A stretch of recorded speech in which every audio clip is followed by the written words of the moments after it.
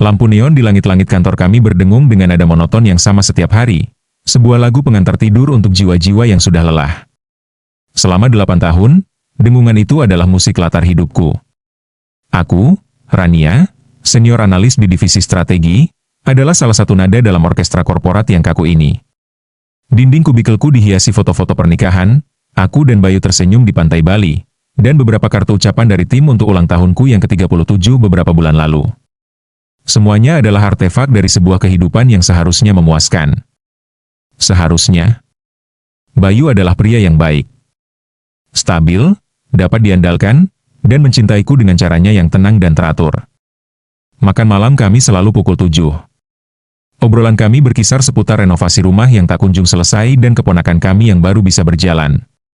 Cinta kami adalah sebuah perapian yang apinya kecil namun stabil, cukup untuk menghangatkan, tetapi tidak pernah lagi membakar dengan gairah. Aku merasa seperti sebuah buku yang sudah selesai dibaca dan diletakkan kembali dengan rapi di rak. Lalu datanglah Adrian. Dia bukan orang baru. Adrian Pradana telah menjadi direktur strategi selama 2 tahun. Dia seperti dewa di lantai kami, kehadirannya mengubah atmosfer. Langkahnya berwibawa, setelan jasnya selalu sempurna, dan tatapan matanya tajam seolah bisa menembus laporan keuangan paling rumit sekalipun. Awalnya, dia hanyalah sebuah nama di rantai komando, seseorang yang aku hindari tatapannya saat rapat besar. Bagiku, dia adalah puncak gunung yang tak terjangkau. Semuanya berubah pada suatu Selasa sore yang kelabu. Aku mempresentasikan analisis pasar untuk proyek baru, sebuah proyek yang telah menyita malam-malamku selama sebulan. Aku gugup. Keringat dingin membasahi punggung kemejaku saat aku berdiri di depan dewan direksi, dengan Adrian duduk tepat di tengah, seperti seorang raja di singgasananya. Setelah aku selesai, ruangan hening. Aku mempersiapkan diri untuk rentetan pertanyaan tajam yang biasa dia lontarkan. Tapi yang terjadi justru sebaliknya. Rania, katanya, suaranya dalam dan tenang, memecah keheningan.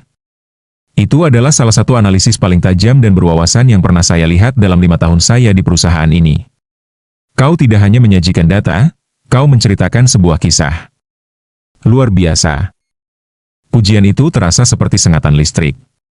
Seluruh ruangan menatapku, bukan lagi sebagai analis senior yang biasa-biasa saja, tetapi sebagai seseorang yang telah dilihat oleh Adrian Pradana. Untuk pertama kalinya dalam waktu yang sangat lama, aku merasa lebih dari sekadar furnitur kantor. Aku merasa hidup. Itulah awalnya. Seperti retakan kecil di bendungan yang kokoh. Setelah hari itu, interaksi kami menjadi lebih sering. Dia akan mampir ke kubikelku, bersandar di dinding partisi dengan secangkir kopi di tangan. Punya waktu sebentar, Ran? Aku ingin mendengar pendapatmu tentang proposal dari tim penjualan. Awalnya semua murni profesional. Kami berdebat tentang margin keuntungan dan strategi penetrasi pasar. Tapi percakapan itu perlahan-lahan melunak. Kau terlihat lelah hari ini, katanya suatu kali, matanya menelusuri wajahku dengan perhatian yang membuatku gelisah sekaligus tersanjung. Hanya kurang tidur. Mengejar tenggat waktu, jawabku, menghindari tatapannya dengan berpura-pura sibuk merapikan kertas di mejaku. Kau harus menjaga dirimu. Perusahaan ini membutuhkan otakmu untuk tetap berfungsi, ujarnya dengan senyum tipis. Senyum itu, yang jarang sekali terlihat, terasa seperti hadiah pribadi. Percakapan kami mulai merambah ke wilayah personal.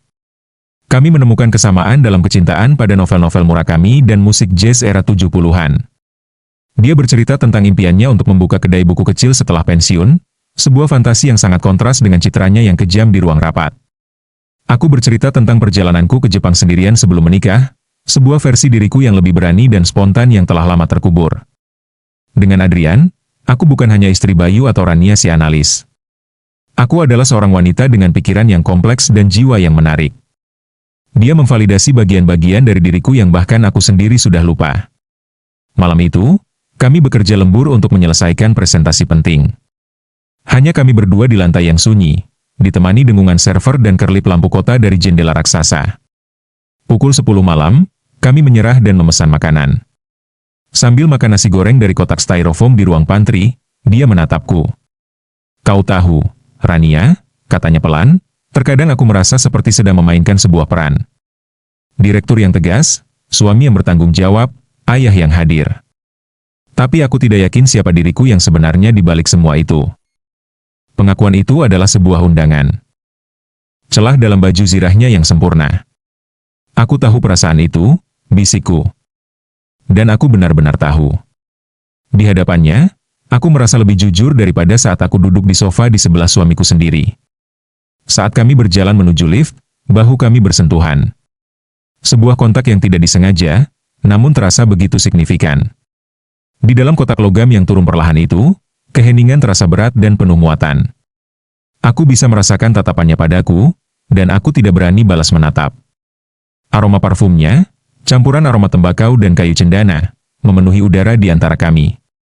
Batas itu runtuh total dalam sebuah perjalanan dinas ke Singapura. Setelah seharian penuh negosiasi yang melelahkan, tim kami pergi makan malam.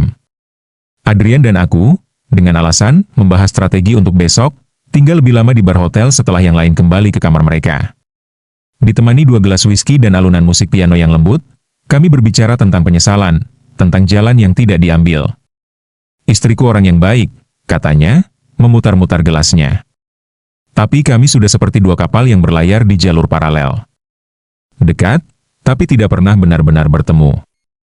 Kata-katanya adalah cermin dari perasaanku terhadap Bayu. Malam itu, saat dia mengantarku ke depan pintu kamarku, dia tidak langsung pergi. Dia meraih tanganku, dan kehangatan kulitnya menjalari seluruh tubuhku. Rania, bisiknya, matanya mencari sesuatu di mataku. Dan aku, yang selama bertahun-tahun hidup dalam kehangatan yang aman dan membosankan, merindukan api. Aku tidak menarik tanganku. Sebaliknya, aku melangkah maju. Ciuman pertama kami terasa seperti sebuah pelanggaran dan kepulangan pada saat yang bersamaan. Itu adalah pengakuan dari semua percakapan diam, semua tatapan yang tertahan, semua ketegangan yang kami bangun bata demi bata di antara tumpukan dokumen dan rapat tanpa akhir. Maka dimulailah kehidupan ganda kami. Kantor menjadi panggung kami. Sebuah email dengan subjek Re, laporan kinerja kuartal 3, bisa berarti ajakan untuk bertemu 5 menit di tangga darurat. Rapat di ruang meeting 5, bisa berarti ciuman curian saat tidak ada orang yang melihat. Ada adrenalin yang mengerikan dalam semua itu. Rasa takut ketahuan bercampur dengan kegembiraan yang memabukkan karena merasa diinginkan dengan begitu kuat. Pekerjaanku berkembang pesat. Di bawah bimbingannya, dan inspirasi dari hubungan kami, aku menjadi lebih percaya diri, lebih berani. Aku mendapat promosi menjadi manajer. Beberapa orang berbisik, tentu saja. Mereka melihat bagaimana Adrian selalu memihakku dalam rapat, bagaimana dia seolah selalu tahu apa yang aku pikirkan. Aku mengabaikan mereka, mengatakan pada diriku sendiri bahwa ini karena kinerjaku. Namun, di rumah, kebohongan itu mulai meracuniku. Setiap kali Bayu memelukku, aku merasa seperti penipu. Senyumnya yang tulus terasa seperti tuduhan. Aku mulai mencari-cari kesalahannya, membesar-besarkan kekurangannya, caranya yang lupa mematikan lampu teras, kebiasaannya meninggalkan cangkir kopi di wastafel, semua demi membenarkan pengkhianatanku di dalam kepalaku. Puncaknya tiba pada suatu hari Sabtu. Aku sedang di mall, mencari hadiah untuk keponakanku. Dan di sana, di seberang eskalator, aku melihatnya. Adrian. Dia sedang tertawa, mendorong troli belanjaan yang penuh, sementara seorang wanita cantik di sebelahnya, yang aku tahu dari foto di mejanya adalah istrinya, memilih buah-buahan.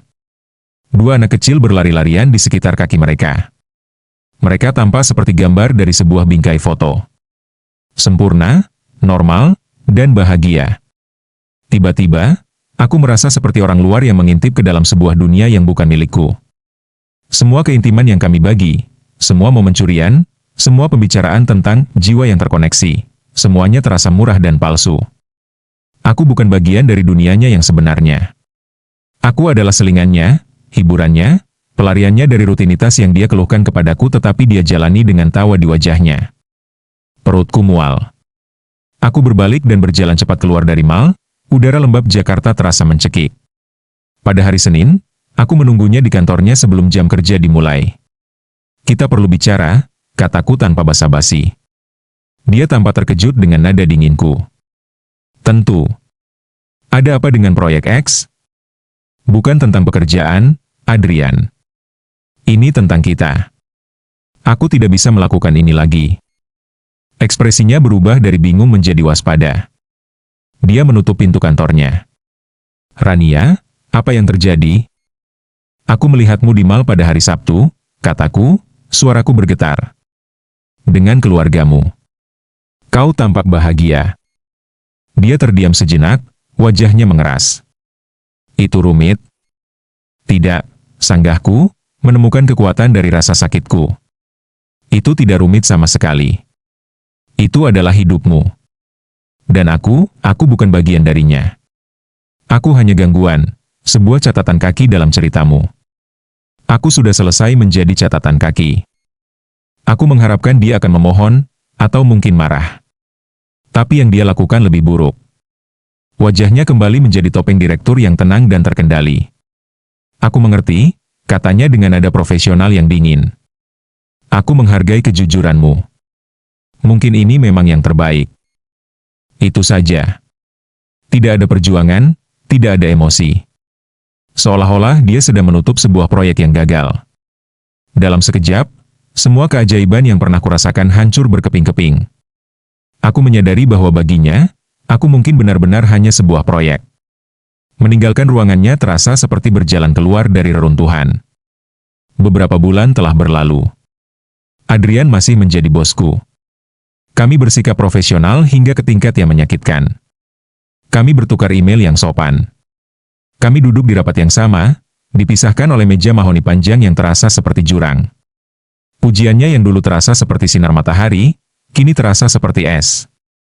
Tatapannya yang dulu membuatku merasa dilihat, kini hanya melintasiku seolah aku transparan. Aku tidak meninggalkan Bayu.